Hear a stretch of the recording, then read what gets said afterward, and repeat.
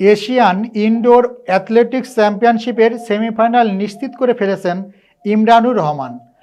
৬০ metre স্প্রিন্টের হিটে দ্বিতীয় হয়েছেন তিনি।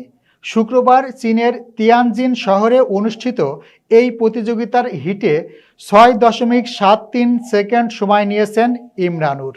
হিটে তার চেয়ে কম সময় নিয়েছেন কেবল জাপানের অ্যাথলেট কিউরু ইয়োশিহিদে। সময় নিয়েছেন ৬.৬৭ সেকেন্ড তিনি। হিটে শীর্ষ ৪ নিশ্চিত করার ফলে সেমিফাইনাল নিশ্চিত করে ফেলেছেন তিনি। তার সঙ্গে জাপানের কিউরু বাদও আছেন হংকংয়ের অ্যাথলেট কোন চুন টিং ও সৌদি আরবের আবদুল্লাহ মোহাম্মদ দাউদ। এশিয়ান পর্যায়ের এই টুর্নামেন্টে এটাই অবশ্য ইমরানুরের সেরা সাফল্য নয়।